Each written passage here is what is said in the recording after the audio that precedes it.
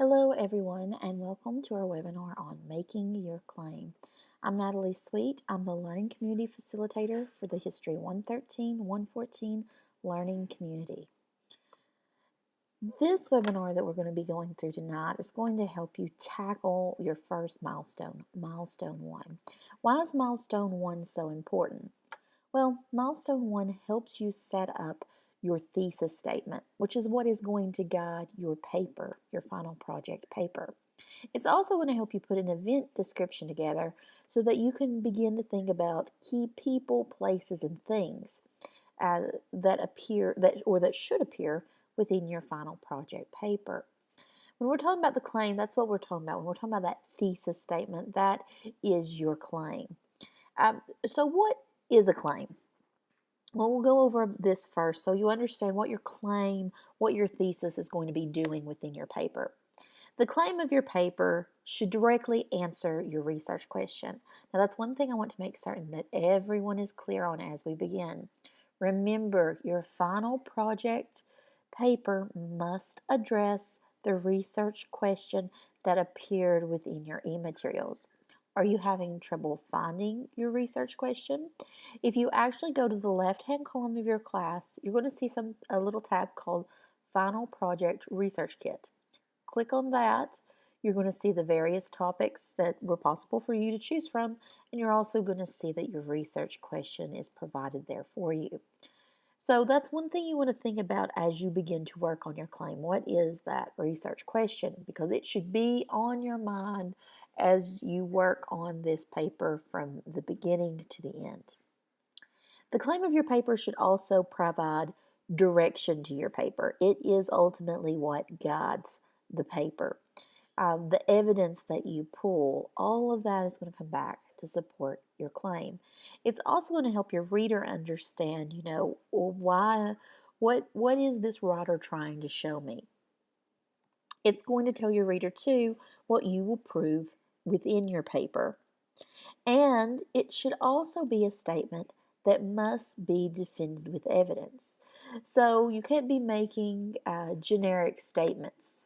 You shouldn't make a statement that anybody could agree with. Instead, your claim, your thesis statement should be a statement that if you said out loud, there's the possibility for someone to say, okay, tell me more. I need to hear more about this before I'm certain that I believe this statement.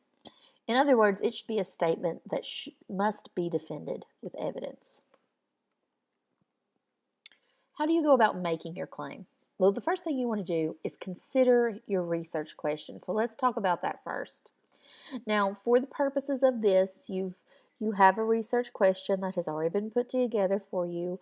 I'm going to use a research question that actually cannot be found in History 113 or 114. It's just a sample research question that I've put together. And this is what's guiding my research. And that is, what was Northern opinion of Mary Todd Lincoln during the Civil War?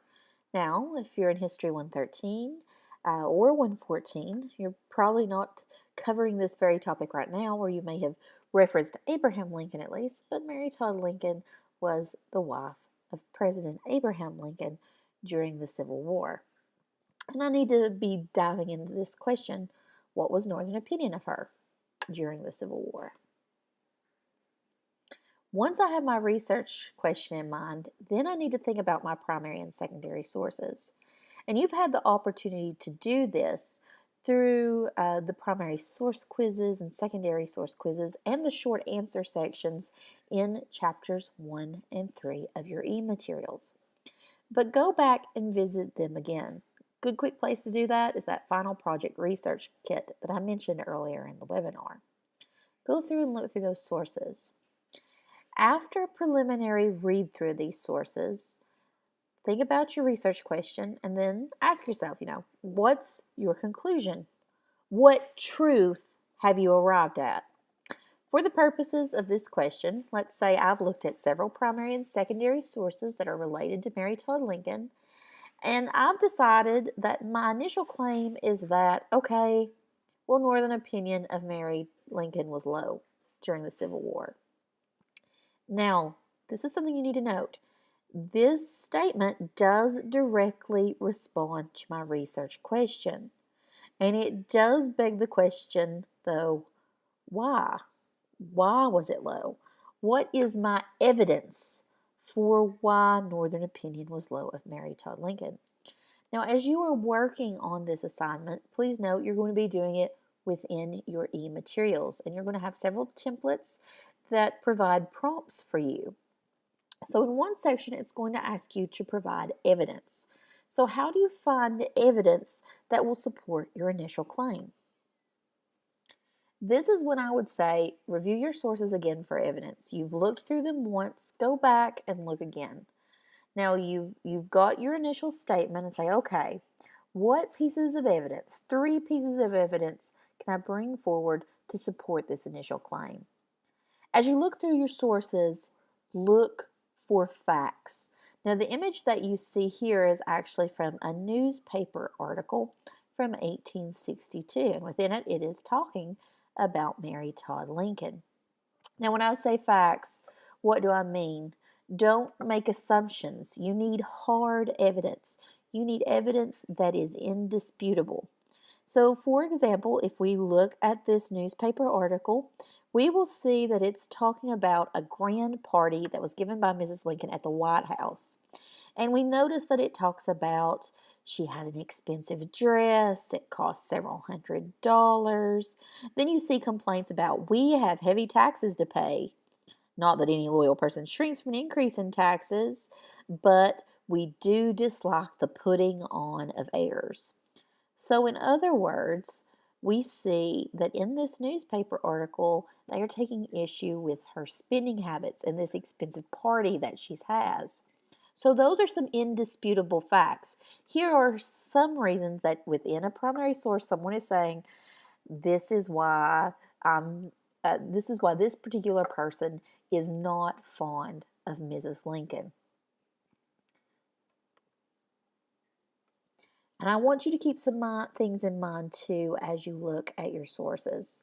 Here are some big points. First of all, whenever you're looking at primary and secondary sources, you always want to consider the author of the source. Why are we doing this? Well, this comes when you begin to actually write your paper, then you're going to be able to really look for important key information that's going to add to the analysis of your paper. So consider who the author was. And this is someone who was writing in, and this was a newspaper called the Washington Star. 2, when you think about the author, consider if the person has any biases. Now, don't think of biases necessarily as being bad thing. We all have biases. We have been through circumstances in our lives. We have lived through times that make us see the world around us in a particular way. And we look at the world in ways that maybe people who lived in different circumstances, maybe they wouldn't look at the same circumstance in the same way. So we have to consider those biases. And then what we need to consider is how these points, thinking about these points, helps us to think about the source. So there's another tip as you're moving forward.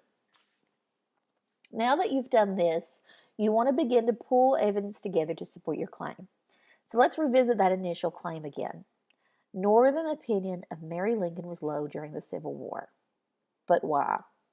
Here are 3 pieces of evidence we have pulled once we looked at our primary and secondary sources. And this is a good place for me too to remind you, you should only be using the primary and secondary sources that can be found within your e-materials and in that final project research kit. You shouldn't bring in outside sources, nothing from history.com, nothing from wikipedia.com.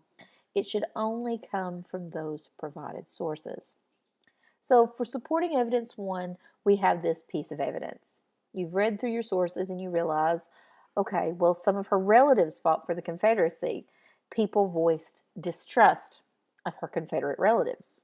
Right? That's a pretty important point for why people in the North wouldn't like Mary Todd Lincoln. Another piece of supporting evidence that we found, and we see evidence of this in that source we looked at previously. She made large purchases during the war. People disliked her spending. And then supporting evidence 3, she held a grand ball in 1862. And as we read through other sources, we see that people thought she held too many entertainments. Uh, and so there are 3 pieces of evidence. Now, as you see here, these are not opinions, random things that I might have pulled about Mary Todd Lincoln. We, through evidence, saw people voicing their distrust of Confederate relatives. We saw them voicing dislike of her spending, and we saw them voicing dislike of the entertainments. So we have pulled facts out from these sources. Now that you have these claims, you can begin to put it all together. And within your e-materials, you're going to see within your template, you have a place to type in your information. Now, keep in mind what this is going to do is it's going to take everything that you have put for the evidence and it's going to combine it all together into one paragraph. And if you go back and then you look at that thesis statement, you're going to realize, oh, this isn't really a good, clean thesis statement. Now, what do I mean by a good, clean thesis statement? A thesis statement should get to the point. It should not be more than one sentence. It should only be one sentence in length. It shouldn't be too wordy or repetitive. It needs to make sense. There should be a flow to the statement. So, as you look at what the template has put out to you, then you need to consider, all right, how can then I take this statement that the template has given me and edit it down to where it's a nice, clean sentence that really puts forth the argument of my paper? Well, one of the ways you can do that is to use connecting words to make your point. So let's think back to those claims that we had and think about how we can put it together with the initial claim. So here we have some connecting words. Illustrates how or why, contributed to, resulted in, as a result of, due to, through, because, since. Here's how the student has put together their thesis statement or their claim in this first example. First, they begin with the initial claim. Overall Northern opinion of Mary Lincoln was low during the Civil War. Here's the connecting word, due to her Confederate relatives, her spending habits, and her entertainments. Now, you see, previously when we had those supporting claims, we had 1 or 2 sentences. Here, we've made it very to the point, but it still delivers clarity, and it's going to make our reader want to read more. It's also going to help our reader understand where we're going with our argument and where we're going to be going with the paper too. In the second example, we see that the supporting claims have been listed first by the student. They've used because to start out with and says because of her Confederate relatives, her spending habits, and her entertainments, overall Northern opinion of Mary Lincoln was low during the Civil War. So there's that initial claim falling at you at the end. As you see, there's not a rule about when the initial claim, if it should come first in your sentence or last. What you're really going for is flow and what you think sounds best within your paper. Take this third example. Mary Lincoln's Confederate relatives, her spending habits, and her entertainments resulted in Northerners holding an overall negative opinion of the president's wife. Or example 4. Newspaper coverage of Mary Lincoln's Confederate relatives, spending habits, and entertainments illustrate why Northerners held an overall negative opinion of the president's wife. Again, all of these examples are good examples. They are to the point, they include the initial claim, they include the supporting evidence, and they're a single sentence in length. And this is something I really want to emphasize to you before we close out and as you're moving forward. Remember, at any time when you are working on milestones or the final project, you should be working on it within your e-materials. This is going to result in your paper being properly formatted. And it's also going to help you make certain that you're using the proper sources, that you are structuring your paper in the proper way. It's a great way to learn how to put an analysis paper together. So make certain you're using those templates. If you have any questions after watching this webinar, please visit the History 113-114 Learning Community. It can be found by accessing your class, going to the left-hand navigation column, and selecting Learning Community. If you don't have any questions after finishing this webinar, even though, feel free to come over, follow up, post in our learning community. Tell us what the most useful thing you learned from watching this webinar. And here's an extra point too. If you come to the learning community and you'd like to be able to look at the PowerPoint that was used within the presentation, you'll be able to go to our files section and pull up the Make a Claim webinar very easily. That way you can have those connecting words right in front of you as you work on your own thesis project. If you run into any problems or questions along the way, please be in touch. I am happy to assist.